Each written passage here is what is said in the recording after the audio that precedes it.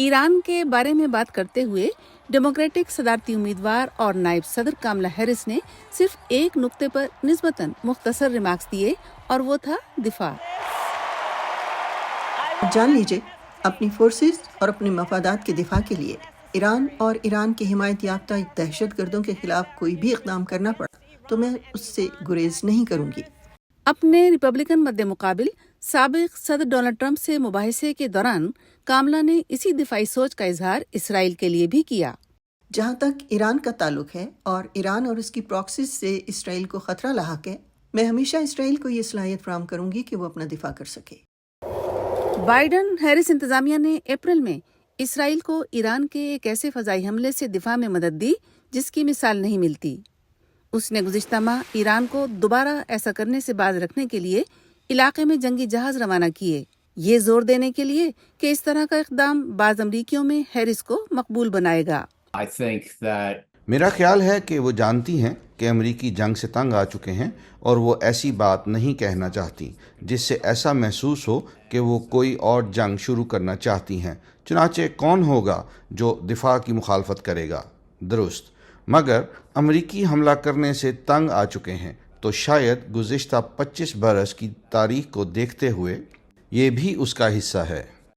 लेकिन Biden Harris इंतजामिया ने देखा कि ईरान की प्रॉक्सीज ने अगस्त में अपनी जारहियत में इजाफा कर दिया और इराक और शाम में अमरीकी अड्डों पर हमले किए और गजा में एक अमरीकी यरगमाल को हलाक कर दिया।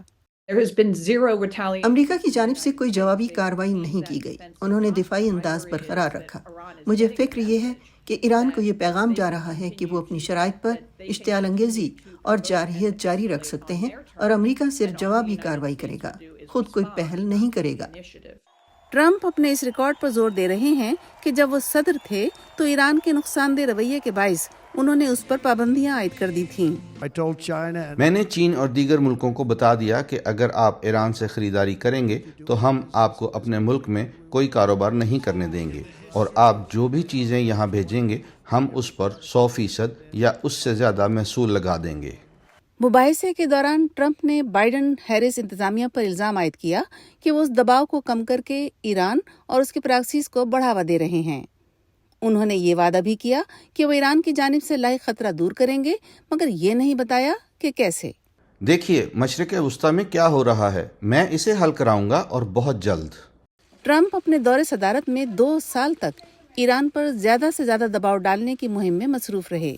इस हिकमत अमली पर दोबारा अमल करने के अहद से गुरेज ट्रंप को ये मुतबादल फराहम करता है कि वो कोई नई पॉलिसी अपनाएं जो ईरान पर ज्यादा तेजी से दबाव डाल सके। हैरिस और ट्रंप के दरमियान एक मुमासलत है और वो ये कि दोनों में से किसी ने भी ये नहीं कहा कि ईरान के न्यूक्लियर बम बनाने की सूरत में वो क्या करेंगे, जिसका इम्कान ईरानी ओहदेदार जाहिर कर चुके हैं। माइकल लिपिन की रिपोर्ट के साथ Yasmeen Jameel, voice of America.